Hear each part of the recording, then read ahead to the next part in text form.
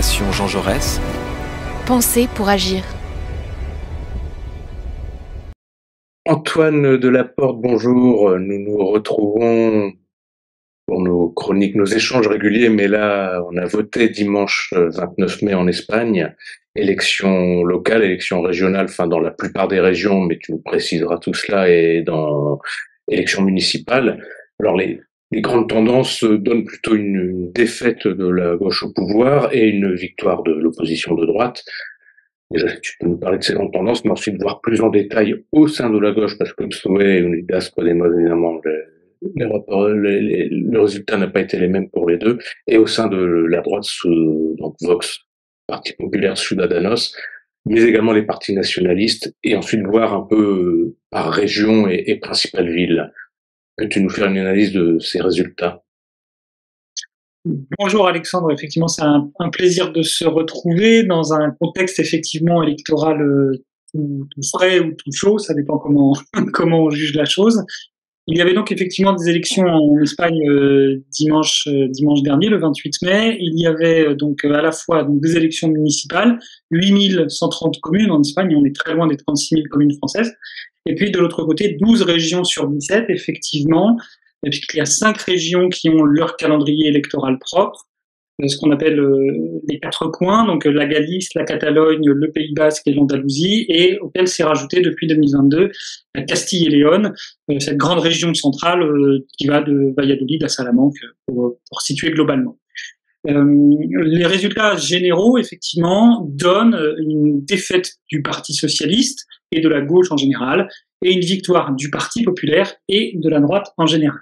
Alors, les grandes tendances en voix, on les calcule sur les municipales, parce que les municipales concernaient l'ensemble du territoire national, là où les régionales, en fait, même si elles ne concernaient 12 régions, de fait, elles concernaient un petit peu plus de la moitié du corps électoral, puisque l'Andalousie, la Catalogne, notamment, sont des régions qui sont, et la Castille-Léon sont des régions très peuplées, et donc elles ont, les régionales, comme je l'ai dit, ne les concernaient pas.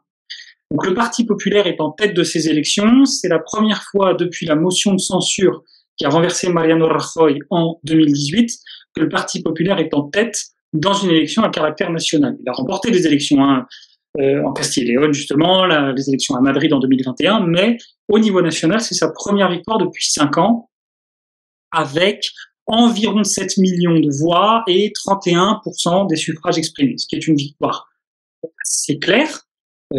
Mais ce n'est pas non plus un raz-de-marée ou un tsunami.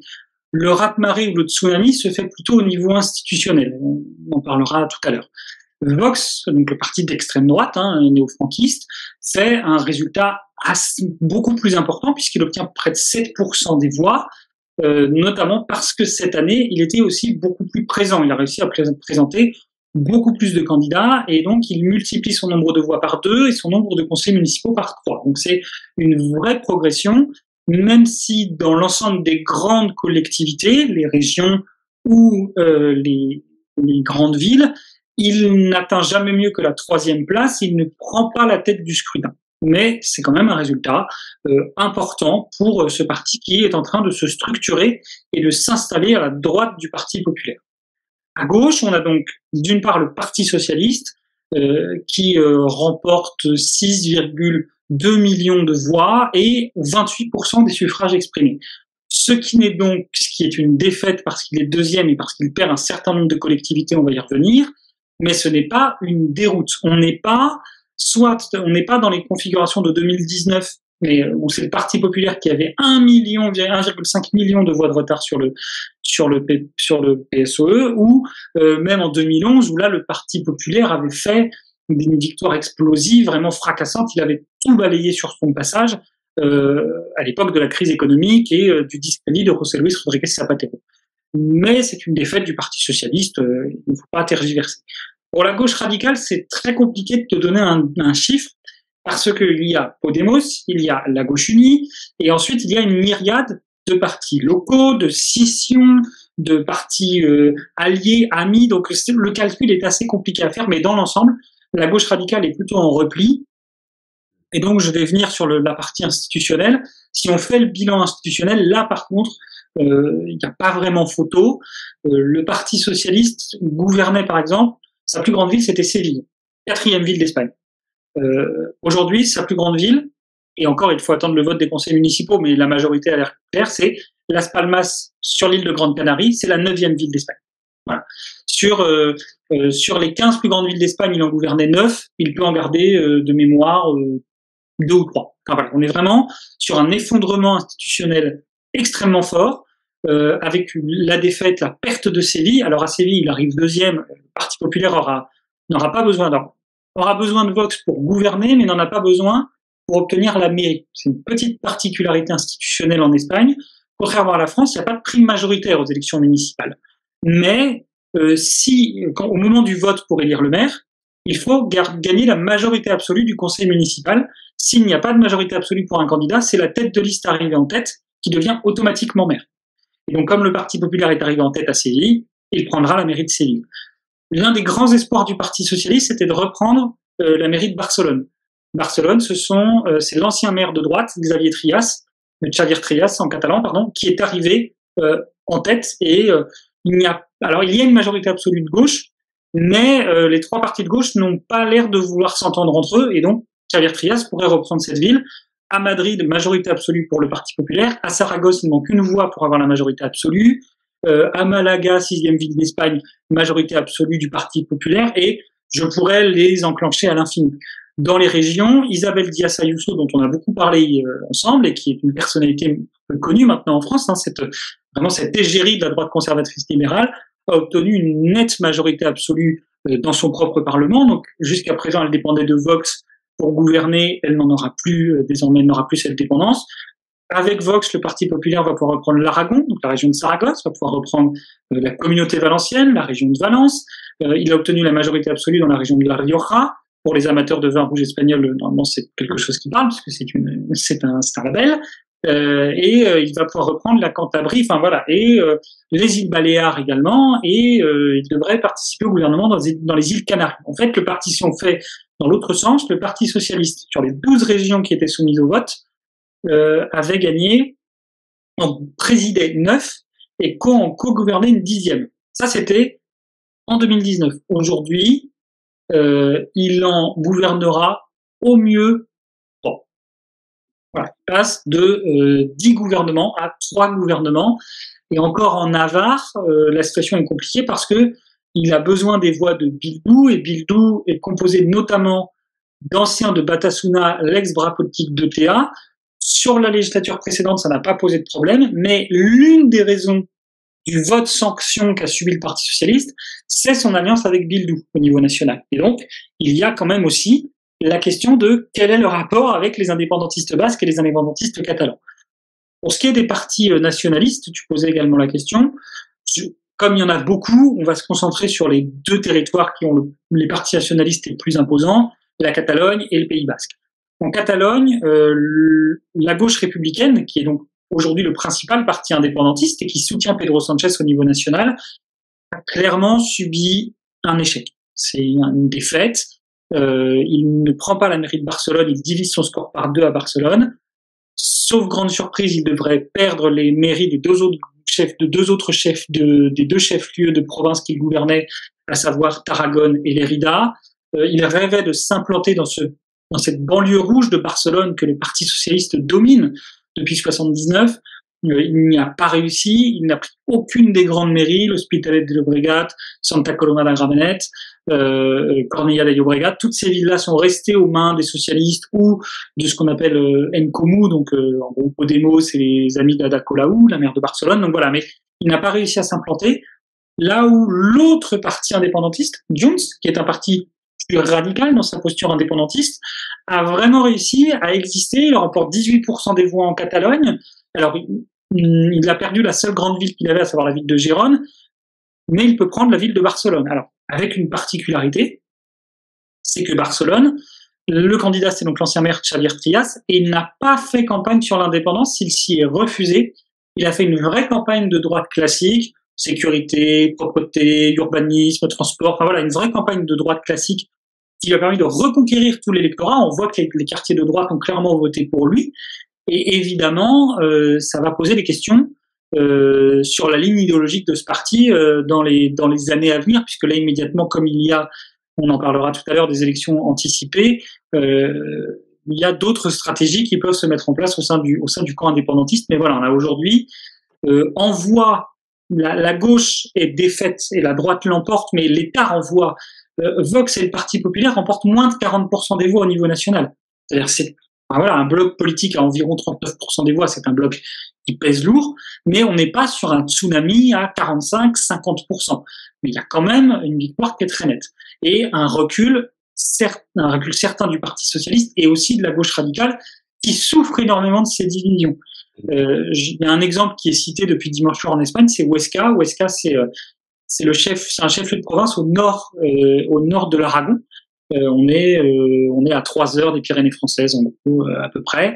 Et Huesca, en fait, si tu additionnes tous les partis à la gauche du Parti socialiste, en fait, ils font presque 20% des voix. Mais comme ils sont divisés en 4 listes, aucun d'entre eux n'atteint 5%, et donc aucun d'entre eux n'obtient un seul élu municipal, et la ville bascule à droite. Et j'ai fait un calcul, qui est un calcul qui a ses limites. Si toutes ces voix avaient été sur une seule liste, alors ça n'aurait pas de sens parce qu'il y aurait de la perte, mais si toutes ces voix avaient été sur une seule liste, la ville serait restée à gauche d'un siège. Voilà. Donc c'est aussi la division à un moment.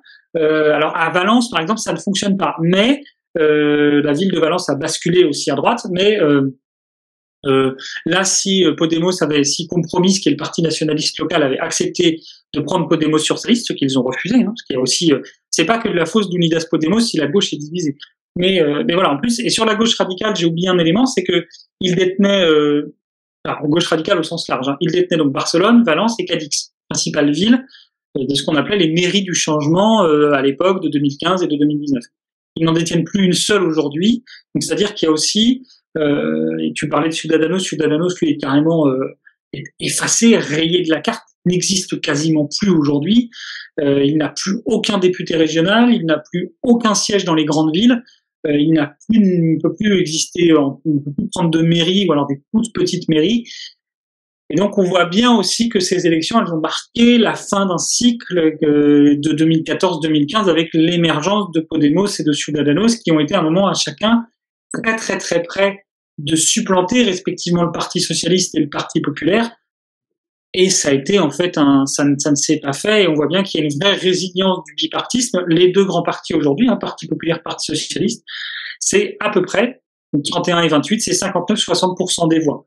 C'est pas les grandes majorités des années 2000 où ils étaient à plus de 80%, mais en 2019 par exemple, ils étaient à peine 50%. Donc on voit que le bipartisme espagnol a quand même de beaux restes et qu'il est même en train de se renforcer après ces élections. Merci Antoine pour tous ces éclaircissements et ces précisions, cette analyse précise. Avant d'aborder ensemble les conséquences politiques, peut-être rapidement 2-3 mots sur la participation. La participation, alors j'ai plus le chiffre exact en tête et je m'en excuse par avance, mais elle est globalement au niveau, au municipal, elle doit être aux alentours de 66%, ce qui est l'étiage habituel, enfin c'est le même étiage que la dernière fois, on est sur un taux à peu près classique, il n'y a pas d'abstention massive, il y a une abstention assez structurelle, mais qui n'a pas beaucoup bougé, avec évidemment après des différences. Au niveau des régions, par contre, c'est vrai que j'ai pas les chiffres en tête, puis en plus au niveau régional, il n'y a pas d'assemblage national, et j'avoue que je ne me suis pas apprêté à faire le calcul parce que ça n'a pas vraiment de sens, et d'ailleurs, parlant des régions, j'ai oublié de citer l'Extremadura, donc la région de Badajoz, Caceres, donc qui est collée au Portugal et à l'Andalousie, qui basculera à droite, alors que de 79, de 83 jusqu'à aujourd'hui, elle n'a été gouvernée que 4 ans par le Parti populaire, et le Parti socialiste n'avait pas du tout imaginé. En fait, ce qui s'est passé aussi, c'est que dans cette défaite, et du coup je reviens un peu sur mon propos, mais cette défaite, elle a un impact moral extrêmement puissant sur le Parti socialiste. Il y a eu un effet choc, parce que la perte de Séville, elle n'était pas envisagée, la perte de l'Extrémadure n'était pas envisagée, la perte d'une ville comme Tolède, par exemple, n'était absolument pas prévue. Voilà, c'est-à-dire qu'il y a aussi eu des bascules symboliques dans des territoires symboles, à Huelva, Jaén, c'est compliqué. Le Parti populaire qui reprend la ville de Grenade à la majorité absolue. Voilà, il y a aussi des défaites lourdes. Il y avait des défaites attendues, mais il y a aussi des surprises, des très mauvaises surprises pour le Parti socialiste, qui lui font aujourd'hui. En fait, si on résume, il progresse en Catalogne. C'est tout. Donc ça veut dire que la politique catalane de Pedro Sánchez, elle a au moins remis en selle le Parti socialiste en Catalogne, mais elle lui a fait perdre énormément de voix dans l'autre sens, et donc voilà effectivement la situation aujourd'hui. Ouais, pas forcément un choc électoral, mais un choc symbolique avec la perte de Bastion. Alors justement, c'est les conséquences politiques. La première, évidemment, c'était l'annonce surprise par le chef du gouvernement Pedro Sánchez d'élections générales, élections législatives anticipées qui devaient avoir lieu en décembre, si je ne m'abuse, et donc qui sont annoncées pour le 23 juillet. Alors, donc en plein été, au passage. D'après toi, quelles sont un peu les raisons politiques et stratégiques de ce choix qui vu d'ici, peuvent s'apparenter un peu à un quitte ou double? Effectivement, hein, c'est voilà le lendemain de ces élections, c'est cette annonce totalement inattendue. Le matin des élections, Pedro Sánchez annonce une prise de parole qui n'était absolument pas prévue, une prise de parole très courte, et donc l'annonce de ces élections anticipées. Au lendemain de ces élections, on l'a dit, donc on a un parti socialiste qui est en état de choc, on a Podemos qui est dans un état cataclysmique parce que le parti a disparu des assemblées régionales de Valence, de Madrid. Il divise son nombre de députés par 6 dans les Baléares. Il disparaît du Parlement des Canaries. Il disparaît en fait quasiment des institutions. Et il ne peut espérer continuer à gouverner qu'en Navarre. Et en plus, il ne progresse pas vraiment. Donc, vous voyez, c'est vraiment quelque chose. On a une gauche qui est complètement sonnée. Et il faut réagir. On ne peut pas être dans la négation. Le Parti socialiste ne peut pas faire comme s'il ne s'était rien passé. Pedro Sánchez, président du gouvernement, secrétaire général du PSOE, ne peut pas ne rien faire. Il a en fait face à lui plusieurs solutions et aucune ne va. La première, ce serait de remanier le gouvernement. Bon, en juillet 2021, quelques mois après la défaite des élections régionales à Madrid, il avait remanié son gouvernement. Ces ministres ne sont pas plus connus aujourd'hui qu'ils ne l'étaient à l'époque, et ça n'a pas engendré un coup de fouet dans l'opinion. En 2022, après les élections régionales en Andalousie, il avait remanié la direction du PSOE. Alors, ça avait réarmé politiquement, on avait senti qu'il ça avait un peu plus capé les équipes, mais pareil, ça n'avait pas redonné un grand souffle dans l'opinion. Les remaniements ne sont pas toujours la meilleure arme. L'une des autres solutions, c'était rompre avec Podemos. Une partie des cadres socialistes est convaincue que l'alliance avec Podemos est néfaste et qu'il fallait taper un coup de poing sur la table et, profitant de son affaiblissement, éjecter Podemos du gouvernement. Bon, là, Sánchez, de ce que j'en sais, en gros, considère que cette option, elle est mauvaise dans les deux cas parce que d'abord, elle lui aliène une partie de l'électorat de gauche qui ne lui pardonnerait pas cette rupture de l'unité, et elle ne lui ramènera pas d'électeurs centristes ou modérés comme ça, parce que soudain, il romprait avec ceux avec qui il a gouverné pendant 3 ans et demi. Ça n'a pas d'effet. La dernière solution, c'est la dissolution. Voilà. Il y avait aussi la solution, je disais, de ne rien faire. Et ne rien faire, c'est-à-dire attendre les élections législatives de décembre, sans ne plus vraiment pouvoir rien faire, parce que concrètement, il y a quelques lois à voter, mais dans l'ensemble, les grandes réformes étaient faites. Il y avait en plus des mesures budgétaires à prendre dans le cadre des pactes de stabilité européens qui n'auraient pas forcément plu à l'électorat. Et puis de toute façon, c'était laisser pendant 6 mois la droite se pavaner en disant on a gagné les élections, à quand les élections législatives, à quand les élections législatives, à quand les élections législatives. Cette dissolution, c'est effectivement, une journaliste française disait, soit c'est complètement con, soit c'est un coup de génie. Alors, pour le résultat, on verra. Pas se prononcer. Pour le côté stratégique, c'est un coup de génie. Pourquoi c'est un coup de génie? D'abord parce que, dès aujourd'hui, on ne parle plus des élections municipales et régionales. Le récit de cette victoire de la droite, il est complètement étouffé, c'est fini. On est reparti en campagne. Le sujet médiatique, c'est pourquoi ces élections, comment ces élections. Donc déjà, la droite, en fait, ne peut, quelque part, elle a à peine débouché le champagne et rempli la coupe, que tout le monde est déjà sorti. Donc ça casse un peu l'effet psychologique de cette victoire. Ensuite, ça oblige le Parti socialiste à mettre le droit d'inventaire de côté. Clairement, les lourdes défaites dans certains bastions vont génèrent d'ailleurs beaucoup de colère et beaucoup de frustration envers Pedro Sanchez.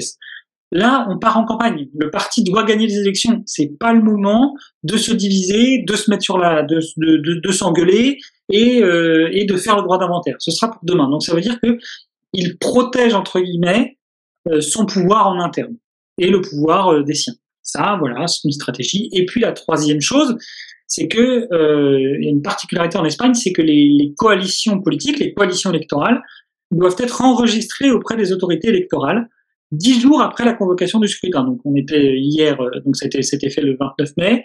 Le décret de convocation des élections est paru le 29 mai, donc ça veut dire que on a jusqu'au 8 juin, en gros, pour enregistrer les coalitions. Or, la gauche radicale est en pleine recomposition avec l'émergence de Sumar, le mouvement de la ministre du Travail Yolanda Díaz, qui veut agglutiner un maximum de la gauche non socialiste autour d'elle. Parce que la division des voix est mortifère dans un système électoral qui se fait province par province équivalent des départements, et beaucoup de provinces qui ont très peu de sièges, 3, 4, 5 sièges, et finalement, la troisième place, elle assure des sièges, la quatrième place, elle peut ne servir à rien du tout, et donc ce sont des voix, tu peux faire 10% des voix au niveau national, et avoir 10 députés parce que tes voix ont été perdues, parce il te manquait des voix pour obtenir des sièges. Et donc l'idée de faire cette unité, c'est aussi de s'assurer un maximum de chances d'aller chercher des sièges et de conscription.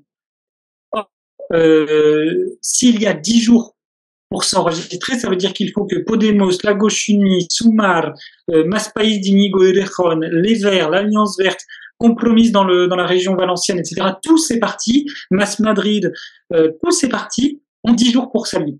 Alors que s'il n'y avait pas de dissolution, ils avaient jusqu'à début novembre. Et ça veut donc dire que jusqu'à début novembre, il y aurait eu une litanie de psychodrames, de rumeurs, de bruits, qui aurait rendu cette unité complètement artificielle, qui aurait dévitalisé le projet de Yolanda Díaz.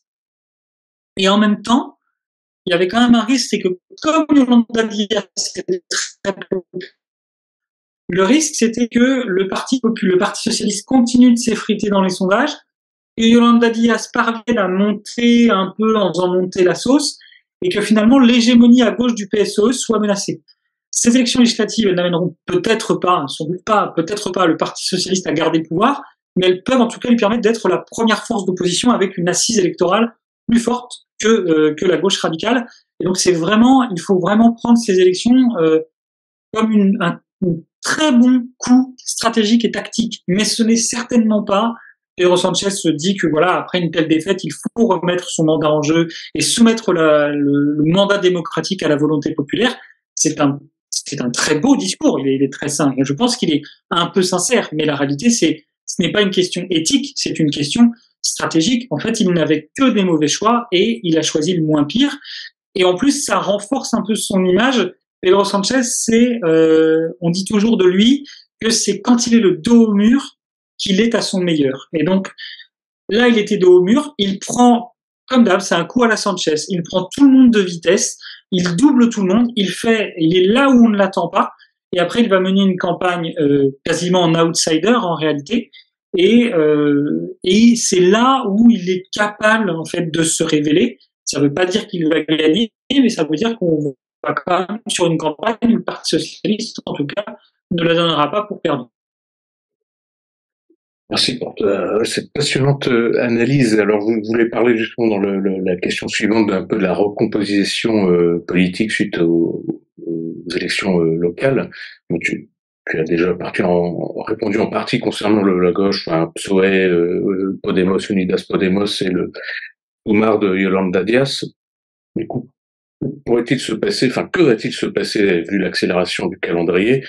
À droite, Ciudadanos qui a quasi disparu, mais surtout évidemment on pense à Parti populaire, Vox, Alliance, pas Alliance, au niveau régional, au niveau national.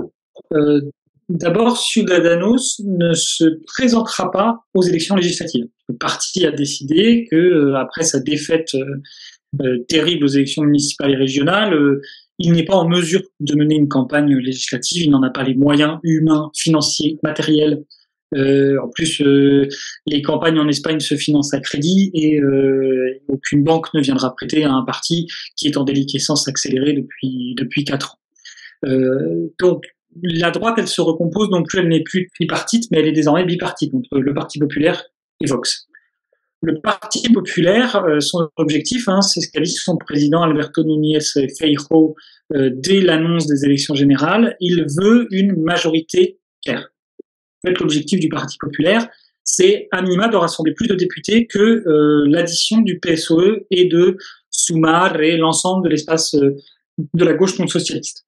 Parce que il a besoin, idéalement, il voudrait une majorité absolue pour gouverner tout seul. Faut savoir qu'en Galice, il a été président de la Galice pendant 13 ans, il a enchaîné 4 majorités absolues. Il ne sait pas gouverner en coalition et le Parti populaire, on en a déjà parlé, a été construit pour ne pas gouverner en coalition, pour gouverner tout seul. Donc c'est un parti qui n'a pas du tout la culture du gouvernement commun. Donc l'idée c'est ça. Ensuite, évidemment, Alberto Núñez Feijóo va devoir aller chercher une partie de l'électorat centriste tout en n'effrayant pas l'électorat de droite le plus radical et l'électorat d'extrême droite. Ce qui va donc se passer, c'est que le Parti populaire et Vox vont devoir discuter de la formation d'alliances au niveau municipal et régional dans un contexte électoral. Ce qui est aussi l'une des raisons de la dissolution par Pedro Sánchez, c'est qu'il peut faire campagne pendant que le PP et Vox sont en train de négocier. Donc d'abord, négocier, ça prend du temps. Et puis ça veut dire que peuvent sortir dans les journaux des sessions du Parti populaire sur des aspects sociaux, sociétaux, économiques, qui peuvent mobiliser la gauche. Pas que ça le fera, mais c'est aussi une des raisons que ça se fasse. Et donc, l'une des volontés du PP, en fait, ce serait de ne rien faire avec Vox jusqu'aux élections générales, pour éviter au moins des manchettes, des titres, des notifications, des alertes qui seraient négatives électoralement. Mais d'abord, il n'y a aucun secret, il y aura des accords entre le PP et Vox si le PP veut gouverner des régions. En Aragon ou en région de Valence, sans Vox, il ne peut pas gouverner, ce n'est pas possible. Vox a dit que partout où ces lois seraient indispensables pour gouverner, il exigerait une coalition, c'est-à-dire de participer à l'exécutif. Et ça, le Parti populaire n'en veut pas, 2 raisons. D'abord, première raison, parce que c'est un parti à coalition, on l'a dit, et deuxième raison, parce que c'est un parti, parce que partager le gouvernement avec Vox, ça se fait en Castille et Léon, on en a parlé déjà toi et moi, c'est une gageure, ça donne du pouvoir institutionnel, ça donne des moyens, ça donne de la visibilité, et puis être ensemble au gouvernement, ça force à la loyauté mutuelle, alors que gouverner en minorité, et ben au pire, si on n'y arrive pas, on essaie de négocier l'abstention des socialistes sur le budget, etc. Là, ça ne pourra pas fonctionner. C'est vraiment créer un bloc qui les enferme. Et évidemment, le Parti populaire ne veut pas de ça. Il veut vraiment être le parti dominant à droite. Mais la réalité, c'est qu'il y a trop de territoires. Alors, encore une fois, dans certaines villes où il est arrivé en tête, il n'a pas besoin du soutien de Vox pour prendre les mairies. Mais après, pour faire voter ses arrêtés, pour faire adopter ses budgets, il aura besoin du soutien de Vox et il ne pourra pas faire l'économie, effectivement, d'une campagne électorale qui sera polluée par cette question. Alors, ça ne veut pas forcément dire que ça mobilisera la gauche. Par exemple, aux élections régionales en Andalousie, ça a été l'un des grands axes de campagne du Parti socialiste, c'était de dire, si le Parti populaire arrive en tête, il devra négocier avec Vox, et donc Vox entrera au gouvernement. La conséquence, c'est que l'électorat modéré a voté en masse pour le Parti populaire pour éviter ça. Il y a eu un effet de vote utile à l'envers. Vote utile, en fait, le message de la gauche a été reçu 5 sur 5 et a généré un vote utile pour la droite. Et le Parti populaire a remporté la majorité absolue. Donc c'est pas forcément non plus la stratégie la plus payante, mais au moins, ça va être un caillou dans la chaussure d'Alberto Núñez Feijóo, qui, en plus, va dans un discours toujours plus radical contre Sánchez et les socialistes. Et il y a une guerre à la radicalité du discours entre eux et Vox, et ça peut à un moment aussi rebuter une partie de l'électorat dans, tu l'as dit, un contexte estival. On a des élections le 23 juillet, c'est-à-dire quand les Espagnols seront en vacances d'été, dans une période en plus où on s'attend déjà à des chaleurs absolument extrêmes. ce qui veut dire aussi une campagne électorale extrêmement particulière, hein, qu'on ne peut pas faire en journée, on ne peut pas organiser des meetings à 18h, il fait beaucoup trop chaud. Je mets quiconque au défi d'aller s'enfermer au vélodrome de Dos Hermanas dans la banlieue de Séville à 18h au mois de juillet. C'est un four, c'est impossible. Et donc évidemment, et en même temps, on peut pas non plus faire de meeting en extérieur sous un soleil de plomb. Donc ça va vraiment être une campagne extrêmement particulière avec une mobilisation qui sera surtout médiatique, réseaux sociaux, campagne de vote par correspondance. Mais voilà, donc il y a aussi tout ça qui vient se mêler et qui amène. Alors les premiers sondages qui sortent sont très clairs. Hein, on annonce une majorité écrasante pour Vox et pour le Parti populaire, hein, plus de 180 voire 190 députés. Mais on est au lendemain de la dissolution, on est au lendemain des municipales et des régionales, donc il y a une dynamique qui s'est créée. C'est d'ailleurs toute la limite de cette dissolution. C'est-à-dire que Sanchez, en fait, a fait le pari que attendre 6 mois avant les élections régionales, c'était le risque de voir son parti se déliter petit à petit dans les sondages. Et ça veut dire que là, il ne se laisse pas du tout non plus de temps pour se reconstituer et il ne laisse pas de temps à la gauche radicale pour se reconstituer. Donc le risque, c'est qu'on arrive en juillet avec encore une lame de fond électorale qui amène, de fait, le Parti populaire. Le risque pour le Parti socialiste, hein, évidemment, c'est de perdre le pouvoir parce que la lame de fond électorale sera toujours là. Voilà, un grand merci pour là, tu as très bien décortiqué les résultats et comment se présentent les élections législatives de juillet prochain, de fin juillet prochain. De ce fait, je pense qu'on se retrouvera peut-être fin juillet, c'est plus difficile, sinon à la rentrée où on aura les résultats, le nouveau gouvernement, soit Sanchez, je sais plus combien, soit Feijóo 1. Espérons Sanchez 3 déjà. Espérons que ce sera pour parler du gouvernement Sanchez 3.